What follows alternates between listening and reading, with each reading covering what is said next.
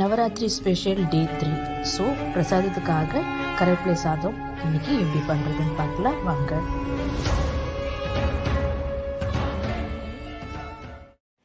வணக்கம், welcome back to Divya Sriram lifestyle. நீங்கள் என் சேனலுக்கு புதுசாக இருந்து சப்ஸ்கிரைப் பண்ணுங்கள், பக்கத்தில் இருக்கிற பெல் கிளிக் பண்ணுங்கள், லைக் பண்ணுங்கள், ஷேர் பண்ணுங்கள், கமெண்ட் பண்ணுங்கள். வாங்க இன்றைக்கி என்ன வீடியோன்னு. ஸோ இப்போ நம்ம கருவேப்பிலை சாதம் பண்ணுறதுக்கு கருவேப்பிலை பொடி ரெடி பண்ணிக்கலாம். நம்ம ஒரு பேன் வச்சுருக்கோம். இதில் இப்போ நம்ம ஃபஸ்ட்டு ஒரு 1/4 டேபிள் ஸ்பூன் அளவுக்கு மிளகு ஆட் பண்ணிக்கிறேன். இது கூடவே ஒரு 1/4 டேபிள் ஸ்பூன் அளவுக்கு ஜீரா ஆட் பண்ணிக்கலாம். அண்ட் ஒரு 1/4 டேபிள் ஸ்பூன் அளவுக்கு உளுத்தம் பருப்பு ஆட் பண்ணிக்கலாம். 1/4 டேபிள் ஸ்பூன் அளவுக்கு கடலைப்பருப்பு. இது கூடவே ஒரு 1/2 டீஸ்பூன் அளவுக்கு கருப்பு எள்ளு ஆட் பண்ணிக்கலாம். அண்ட் ஒரு டீஸ்பூன் அளவுக்கு கடுகு ஆட் பண்ணிக்கலாம். ஸோ இது நல்லா இப்போ நம்ம ரோஸ்ட் பண்ணி எடுத்துக்கலாம்.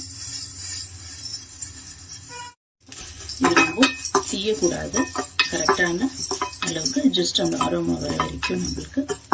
ஸோ இது கூடவே ஒரு டேபிள் ஸ்பூன் அளவுக்கு தனியா ஆட் பண்ணிக்கலாம். கூடவே காரத்துக்கு ஒரு 3 பச்சை மிளகாய் ஆட் பண்ணிக்கலாம். ஸோ இது ரெடி ஆயிடுச்சு. ஒரு பிளேட்டில் நம்ம ட்ரான்ஸ்ஃபர் பண்ணிட்டு வச்சிடலாம் இது. ஸோ இதே பேனில் ஒரு கப் அளவுக்கு கறிவேப்பிலை எடுத்துருக்கிறேன்.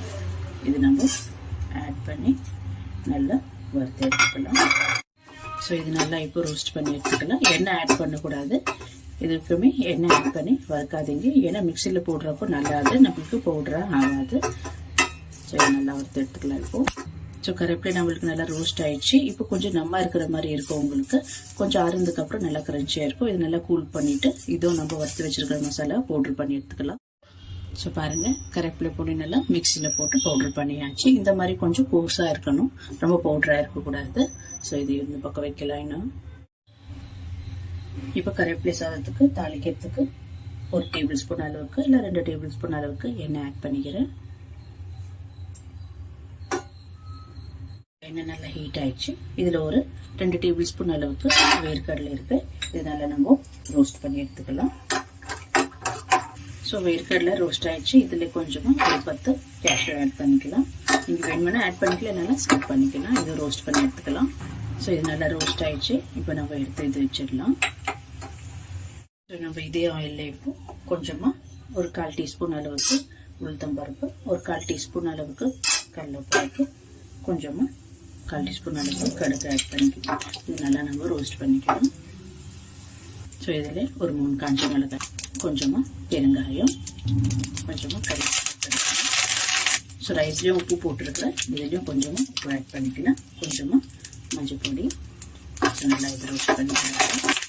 ஸோ இப்போ ஒரு 1/4 கப் அளவுக்கு புளி தண்ணி நல்லா கரைச்சி வச்சுருக்கிறேன், அதை ஆட் பண்ணிக்கலாம். இந்த புளி பேஸ்ட்டு நல்லா நம்மளுக்கு திக்காக ஆகணும். அது வரைக்கும் நம்மளுக்கு லோ ஃப்ளேம்லேயே இது நல்லா கொதிக்க வச்சு ஒரு 5 நிமிஷம் விடலாம். பாருங்கள், நம்மளுக்கு இந்த புளி தண்ணி நம்மளுக்கு நல்லா ரெடி ஆயிடுச்சு. இப்போ நம்ம குக் பண்ணி வச்சுக்கிற ஒயிட் ரைஸில் நம்ம இதை ஆட் பண்ணி மிக்ஸ் பண்ணிக்கலாம். ஸோ இப்போ ரைஸ் நல்லா இது குக் பண்ணி ஆற வச்சுருக்கிறேன். இப்போ நம்ம இதில் மிக்ஸ் பண்ணி எடுத்துக்கலாம். ஸோ இந்த புளி மிக்ஸை நம்ம இதில் ஆட் பண்ணிக்கலாம். ஸோ இதில் நம்ம ரோஸ்ட் பண்ணி வச்சுருக்கிற வேர்க்கடலையும் கேஷ்யூ ஆட் பண்ணிக்கலாம். ஃபஸ்ட்டு இது நல்லா கொஞ்சமாக மிக்ஸ் பண்ணிக்கலாம். நம்ம ஃபஸ்ட்டு கொஞ்சமாக மிக்ஸ் பண்ணிக்கலாம். இப்போ நம்ம ரோஸ்ட் பண்ணி பவுடர் பண்ணி வச்சுருக்கிற கறிவேப்பிலை பவுடர் உங்களுக்கு எவ்வளோ வேணுமோ அந்த அளவுக்கு ஆட் பண்ணிக்கலாம். இது நல்லா இப்போ கறிவேப்பிலை சாதம் ரெடி ஆயிடுச்சு.